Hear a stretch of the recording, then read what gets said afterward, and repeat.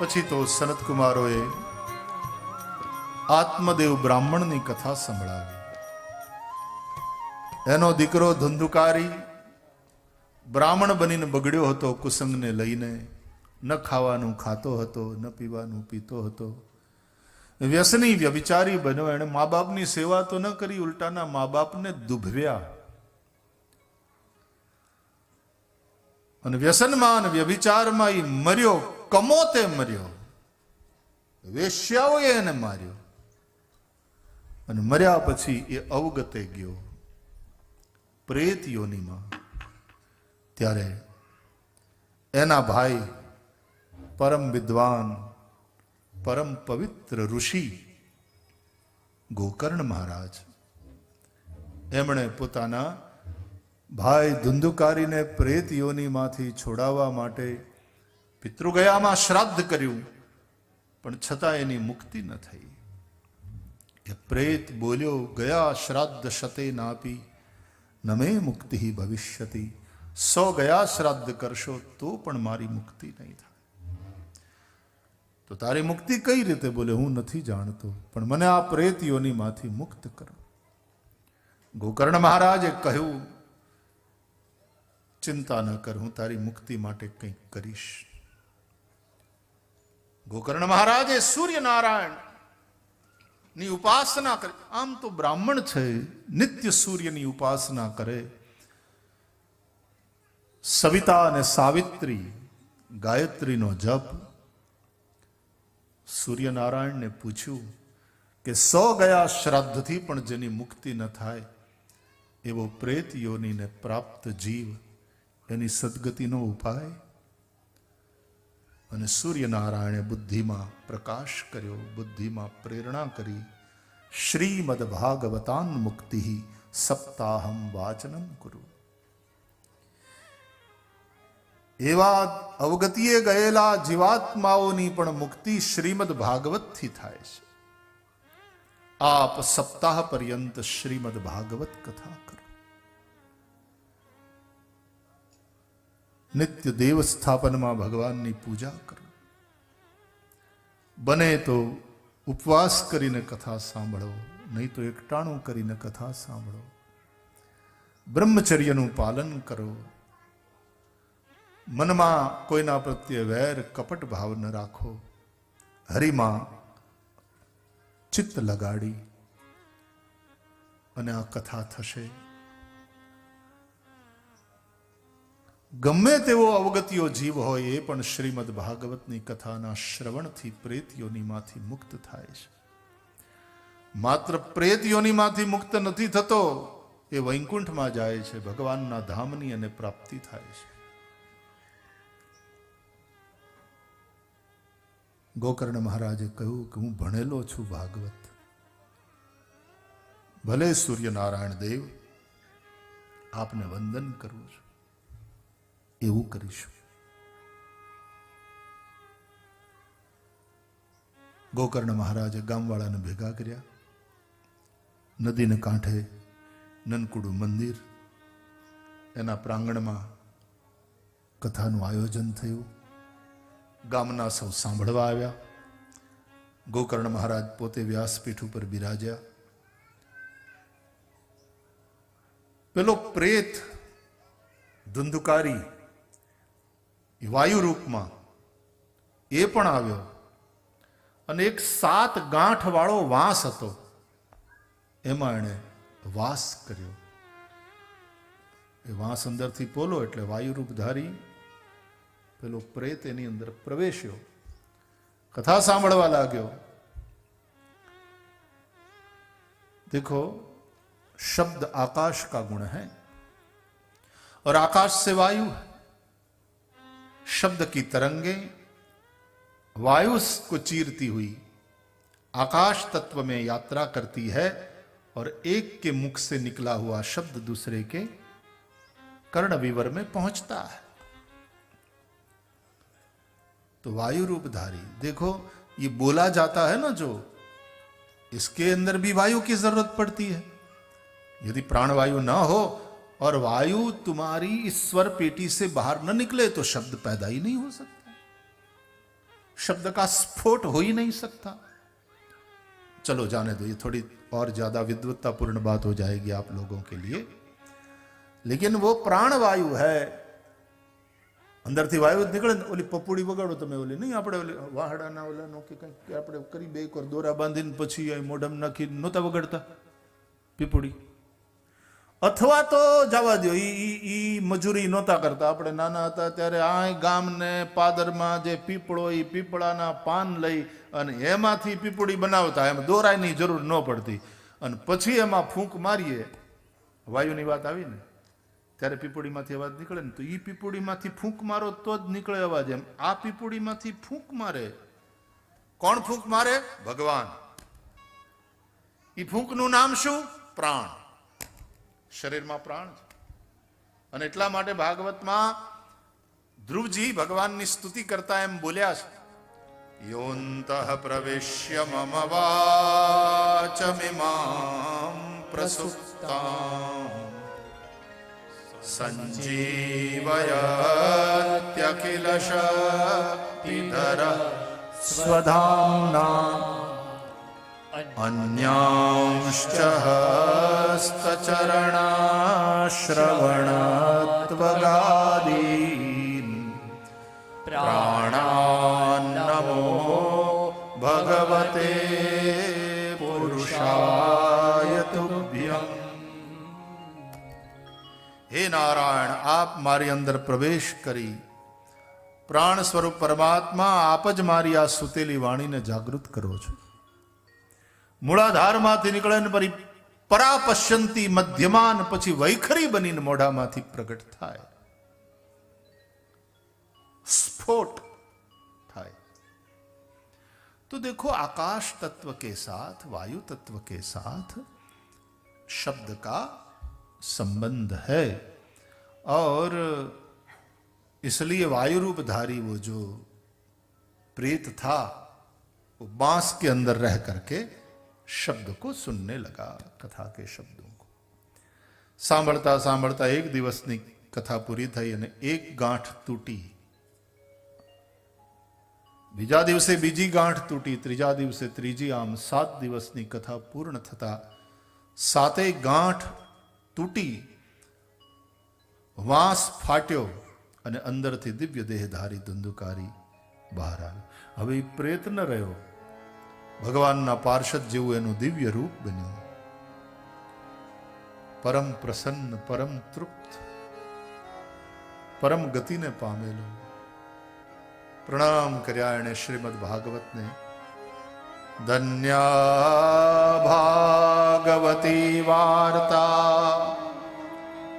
પ્રેત પીડા વિનાશિની सप्ताहोऽपि तथा धन्यः कृष्ण लोकफल प्रदः. આ ભાગવતી કથાને ધન્ય છે જે પ્રેતીઓની માંથી પાપીઓને મુક્ત કરે છે.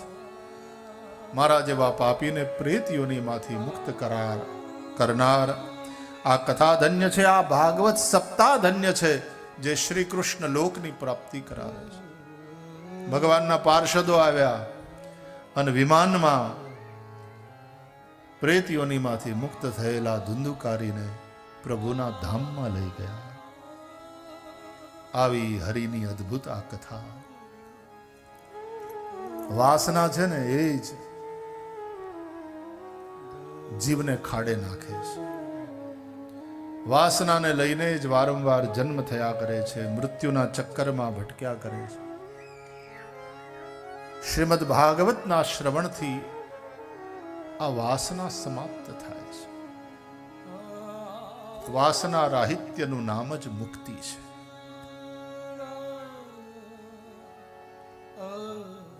સાંસારિક વાસના છોડો. ઉપાસનાથી વાસના મટે.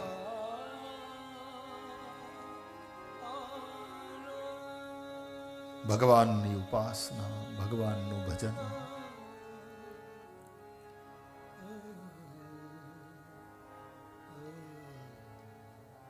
પછી તો બધાએ એવું પૂછ્યું કે મહારાજ, કથા તો અમે બધાએ સાંભળી છે, પણ આ ભગવાન આવો ભેદ કરે એ બરાબર નહીં.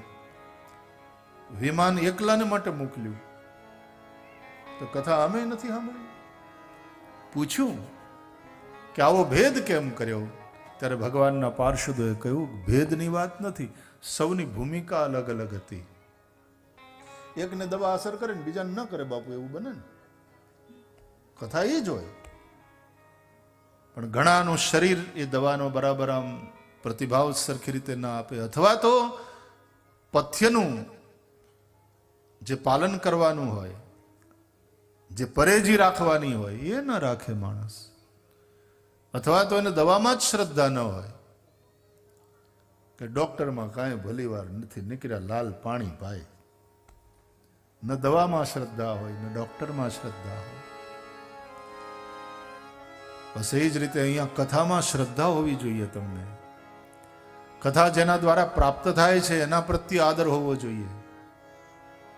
શ્રવણમાં આદર, એનો અર્થ સાંભળ્યા પછી સમજાય એને આચરણમાં લાવવાની કોશિશ કરવી, એનું નામ શ્રવણમાં આદર. આ બધું જો થાય તો નિશ્ચિતપણે ભાગવતનો મહિમા પ્રગટ થાય. પછી તો ગોકર્ણ મહારાજે ફરીથી એકવાર કથા કરી. કથાકારો વારંવાર કથા કર્યા કરે એટલા માટે કે ક્યારેક તો કોકનો નંબર લાગી જાય, ક્યારેક તો ક્યાંક ક્લિક થઈ જાય.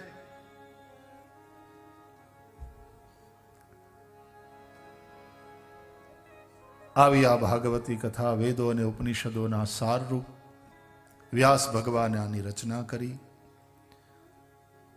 પોતાના દીકરા શુકદેવને ભણાવ્યું. શુકદેવે પછી પરીક્ષિતને સંભળાવ્યું. પરીક્ષિત 7 જ દિવસમાં મુક્તિને પામ્યા. એક અર્ધી ક્ષણ માટે પણ તમે શ્રદ્ધાપૂર્વક ભાવપૂર્વક આ કથાનું શ્રવણ કરો, મુક્ત થશો ભયથી, અજ્ઞાનથી, અંધશ્રદ્ધાથી, ચિંતાથી.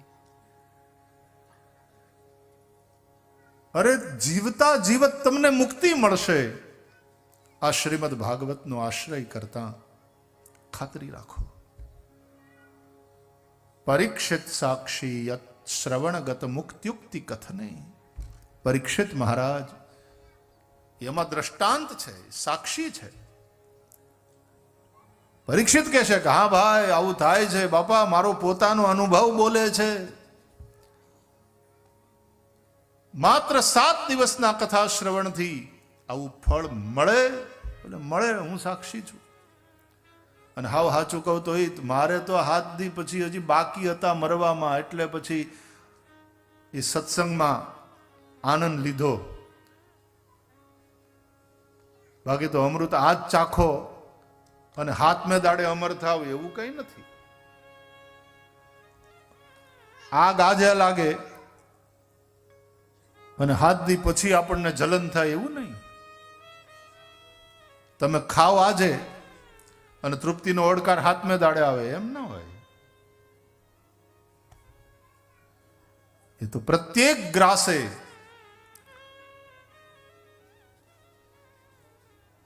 તૃપ્તિ,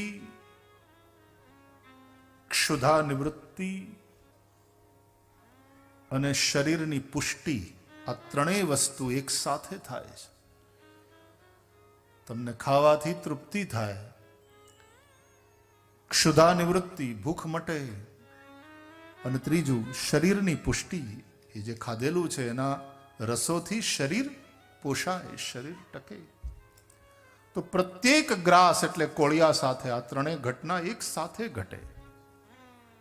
જેમ જેમ તમે ખાતા જાઓ તેમ તેમ ક્ષુધા નિવૃત્તિ થતી જાય, તમને તૃપ્તિ થતી જાય અને તમારા શરીરને પોષણ મળે, પુષ્ટિ. તો તુષ્ટિ, પુષ્ટિ અને ક્ષુધા નિવૃત્તિ આ ત્રણેય વસ્તુ પ્રત્યેક ગ્રાસ સાથે થતી જાય છે.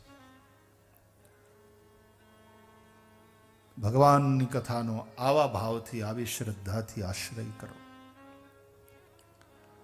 આવી આ દિવ્ય ભાગવતી કથા આવો 12 સ્કંધમાં છે. આ ભગવાનના 12 અંગ છે.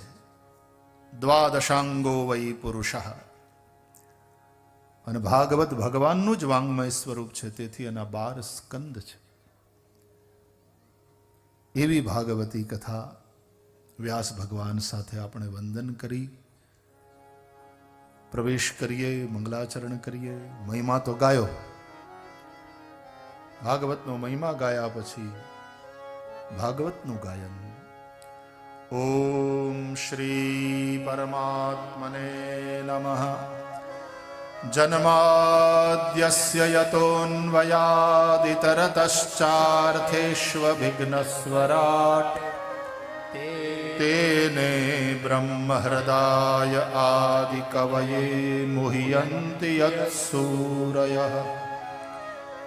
તેજો વારિમૃદાં યથા વિનિમયો યત્ર ત્રિસર્ગો મૃષા ધામ્ના સ્વેન સદા નિરસ્તકુહકં સત્યં પરમ ધીમહિ.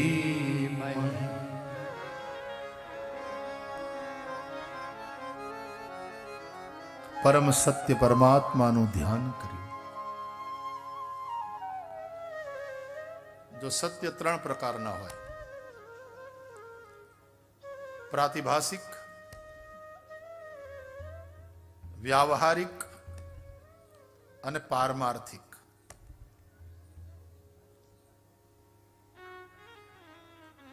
પ્રાતિભાષિક સત્ય એટલે શું? તમને રાતના સપનું આવે અને સપનામાં ખોટ જાય ને તમે દુખી દુખી થઈ જાઓ. હા, ચૂકલી ખોટ નથી ગઈ, સપનામાં નુકસાન થયું છે,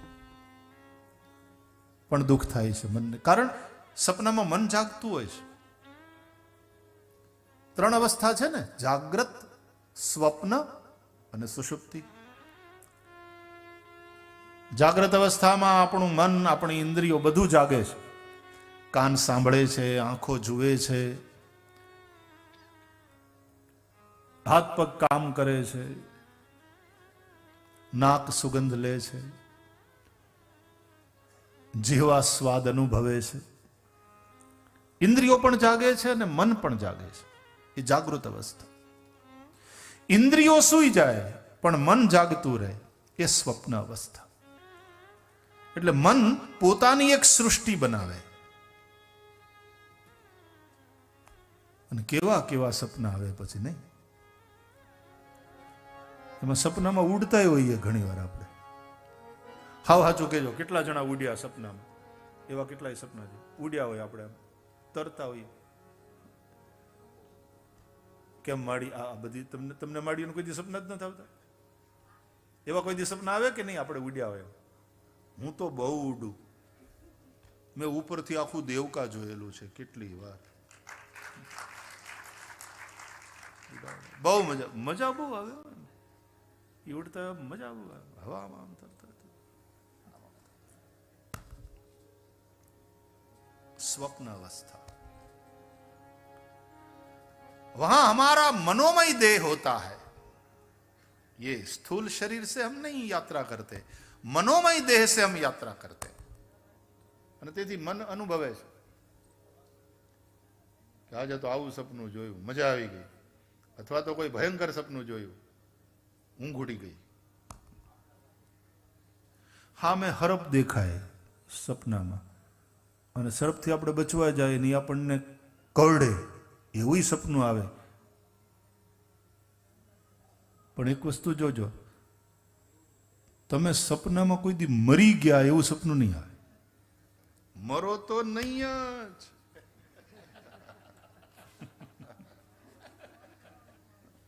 જોજો તમે કોઈ દી સપનામાં આવું નહીં. હા, આપણને હરપ કરડ્યો, આપણને તકલીફ થઈ, આપણને એમ થયું કે એ ગયા, પણ જાવ નહીં.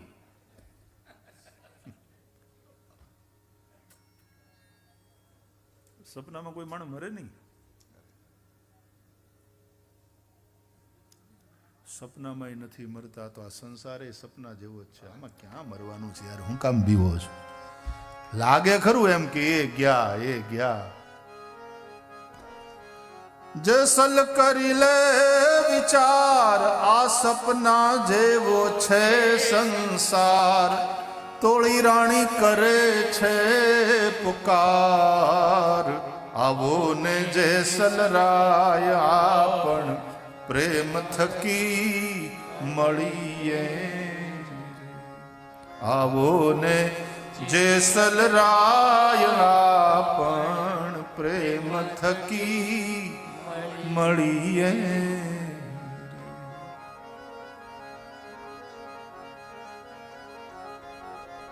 माथे जम के रो भार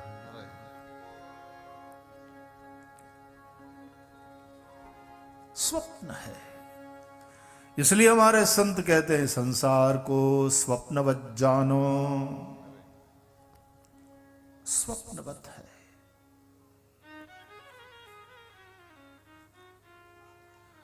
ઘણીવાર સપનાનું દુઃખ હકીકતમાં તમે સુખી હોય, સપનામાં દુઃખી હોય. ઘણીવાર તમને સપનામાં સુખ, હકીકતમાં નુકસાન થતું હોય. એક કાપડનો વેપારી હતો, સાંભળો. પછી રાતના સૂતો હતો ને એને સપનું આવ્યું. તે સપનામાં તો આપણે સ્વદેશી માર્કેટમાં દુકાન હતી. તે એમાં કોઈ ગ્રાહક આવ્યો હતો એને પૂછ્યું ચા લેહો, ઠંડુ લેહો, અને એ બધું કહીને પછી બધા તાકા ખોલી ખોલીને બતાવ્યા. એમાં અમુક એને પસંદ પડ્યું, ભાવતાલ થયા. વેપારી મોટો, ઓર્ડર મોટો હતો. એને કીધું કે આટલા મીટર આપો.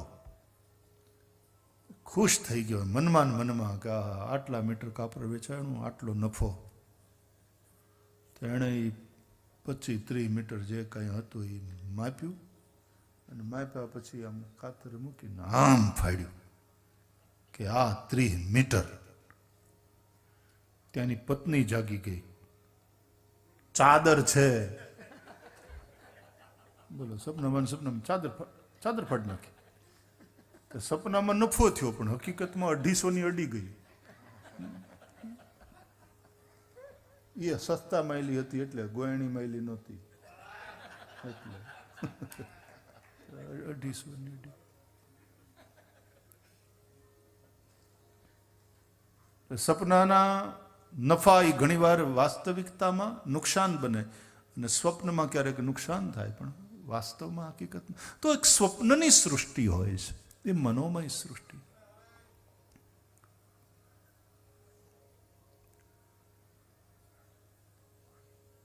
બીજું વ્યાવહારિક વાત, તમને હકીકતમાં રાતના અંધારામાં રસ્તામાં પડેલી રસ્સીમાં સાપનો ભાસ થાય ને આપણને ઘણીવાર. હવે એનો એક બાજુનો છેડો ઓલો ધીમે ધીમે હવા આવતી હોય ને, બહાર આવતો એટલામાં હલતી હોય, આપણને એમ થાય સાપની પૂંછડી હલે. એ કે સાપ છે. અરે કોકે પણ હું કામ બીવો છો, દોડું છે. તું નહીં, જો હલ્યું પૂંછડું હલ્યું એનું. પછી કોક લાવે ટોર્ચ અને બેટરીનું અજવાળું કરે, દેખાડ, લ્યો દોરડું છે. એરું, હા, આપણો અહીંયાનો શબ્દ એરું. હવે આ એરું ત્યાં ઓલે પણ ક્યાંય છે જ નહીં પ્રચલન. એરું આપણા પંથકનો અહીંયાનો આપણો આંગત શબ્દ છે આ બાજુ. આ એરું આવડી ગયો. એ સંસાર રૂપી એરું, કાળ રૂપી એરું, એ જેને કરડે કાલ વ્યાલ મુખગ્રાસ ત્રાસ નિર્ણાશ. એને બચાવી લેવાની જડીબુટ્ટી એટલે શ્રીમદ ભાગવત.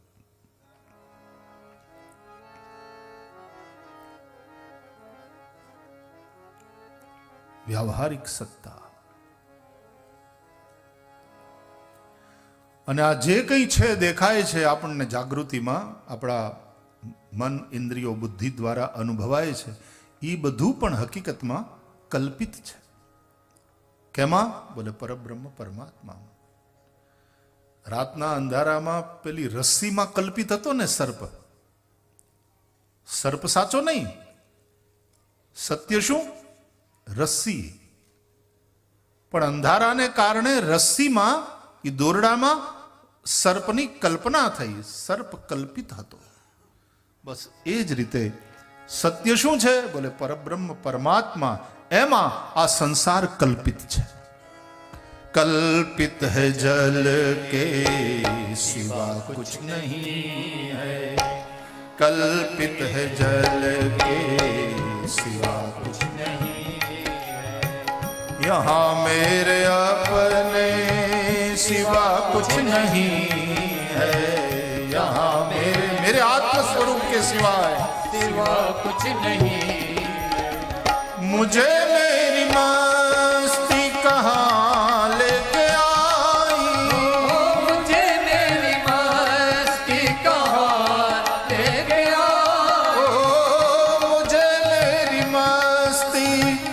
कहाँ लेके आई, मुझे मेरी मस्ती कहाँ लेके आई, जहाँ मेरे अपने सिवा कुछ नहीं है, जहाँ मेरे अपने सिवा कुछ नहीं है, मुझे मेरी मस्ती कहाँ लेके